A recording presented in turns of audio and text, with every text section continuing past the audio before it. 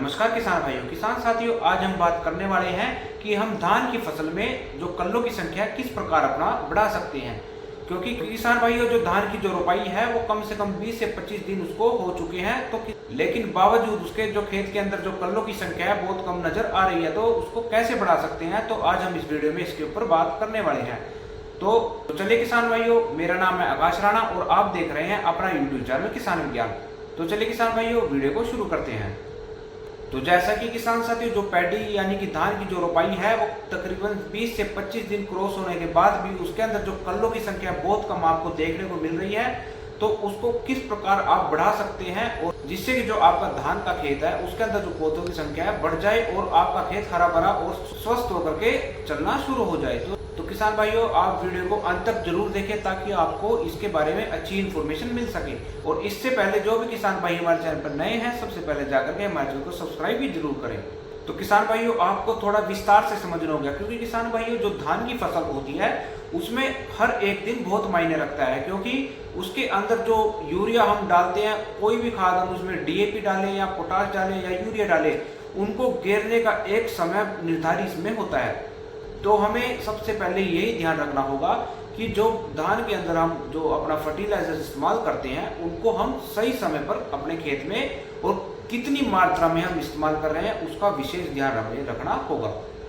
तो जैसे किसान साथियों, हम अपने खेत में पहला यूरिया का प्रयोग करते हैं वो कम से कम 8 से 10 दिन के अंदर हमने कर लेना चाहिए। क्योंकि किसान साथियों, उस वक्त होता क्या है, जो धान का जो पौधा होता है उसकी जो जड़ें हैं वो मिट्टी के अंदर अपनी पकड़ बनाना शुरू कर देते हैं। तो उसको खुद को निर्माण करने के लिए जो यूरिया है, जो नाइट्रोजन है, उसकी आवश्यकता बहुत पड़ती है। तो उसको आप हो सके तो 8 से 10 दिन के भीतर अपना पहला जो खाद है यूरिया का उसमें डाल देना चाहिए। तो किसान साथियों, जो फर्टिलाइजर का जो रोल होता है बहुत अहम धान की फसल में माना जाता है। तो ये इसके लिए मैंने अलग से वीडियो पहले बना रखी है, तो आप उसमें जाके आप देख सकते हैं कि कौन से फर्टिलाइजर किस वक्त हम डालें। लेकिन जो आज की वीडियो बनाने का जो हमारा मकसद है कि हम धान के अंदर कल्ले कैसे बढ़ा सके उसके बारे में हम बात करते हैं। तो किसान भाइयों, जैसा कि आपकी धान की रोपाई 20 से 25 दिन की हो गई है, लेकिन उसके अंदर जो कल्लों की संख्या है आपको कम नजर आ रही है, तो उसको कैसे बढ़ाया जा सके।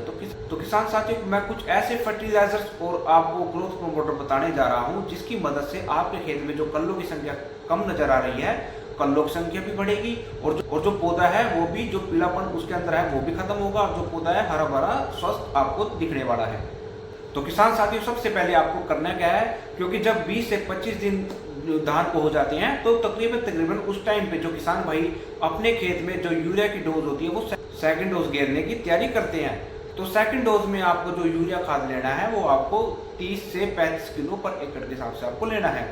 और उसके साथ किसान साथियों आपको लेनी है जिंक सल्फेट। जी हाँ किसान साथियों, आपको 4 से 5 किलो पर एकड़ के हिसाब से आपको जिंक सल्फेट, जो 33% जिंक सल्फेट आती है, वो आपको लेनी है। तो किसान साथियों, आप नोट करते रहना कि आपको लेना क्या है। एक तो आपको यूरिया लेना है 30 से 35 किलो और साथ में आपको 5 किलो पर एकड़ के हिसाब से जिंक सल्फेट भी आपको लेनी है। और इसके साथ किसान साथियों एक आपको लेना है ह्यूमिक एसिड। क्योंकि किसान साथियों, जो ह्यूमिक एसिड होता है एक तरह से नेचुरल तत्व होता है। क्योंकि किसान साथियों, जो ये ह्यूमिक एसिड होता है ये हमारे खेत में जितना भी किसान साथियों, जो आप जितने भी माइक्रोन्यूट्रिएंट अपने खेत में डालते हैं, जैसे यूरिया, पोटाश, जो भी आप अन्य तरह के जो खेत को न्यूट्रिशन डालते हैं, लेकिन वो क्योंकि जो पौधा होता है उसको अच्छी से ग्राइंड नहीं कर पाता।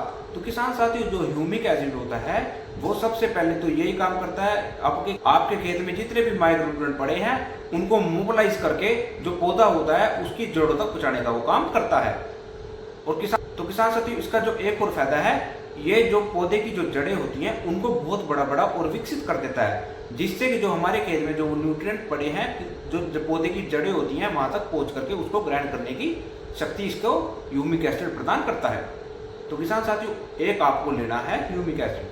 और इसमें आप जो माइक्रोन्यूट्रिएंट आते हैं, जैसे कि इफ्को कंपनी की सागरिका हो गई, तो इसे भी आप इसके साथ ले सकते हैं। तो किसान साथियों, इन सभी का मिश्रण करके आपको अपने खेत में डालना है। तो किसान साथियों, जो आपके खेत में कल्लों की संख्या बहुत कम नजर आ रही है, इससे होगा क्या, जो आपके कल्ले हैं वो बढ़ना शुरू हो जाएंगे और उनकी जो ग्रोथ है वो भी एकदम से आपको देखने को मिलने वाली है। और इससे जो भी आपके खेत के अंदर जो पीलापन है वो भी ठीक होगा और जो आपके खेत में जो खैरा रोग आने की जो समस्या रहती है, जैसे कि पौधे के अंदर पीलापन हो जाता है, उससे खैरा रोग आ जाता है, जिससे कि जो रोग है वो खेत को नष्ट करने की शक्ति रखता है। तो किसान साथियों, इससे जो आपका खैरा रोग है वो भी बिल्कुल सही होगा और आपका जो धान का पौधा है वो भी हरा भरा और स्वस्थ होकर के चलना शुरू हो जाएगा और आपका खेत कल्लों से भर जाएगा। तो किसान साथियों, आप अपने जो सेकंड यूरिया जो आप अपने खेत में डालते हैं उसमें मिला करके इसको डाल दें, तो आपको जो रिजल्ट है बहुत अच्छा देखने को मिलने वाला है। तो किसान साथियों, इस छोटी सी वीडियो के माध्यम से मैंने आपको ये जानकारी देने की कोशिश की है। तो किसान साथियों, आप इसको अपने खेत में अप्लाई करके देखना, तो आपको जो रिजल्ट है बहुत अच्छा देखने को मिलने वाला है। चलिए किसान साथियों, आज की वीडियो में बस इतना ही। जो हमारी वीडियो अच्छी लगे तो वीडियो को लाइक और अपने किसान साथियों के साथ शेयर करना ना भूलें। धन्यवाद।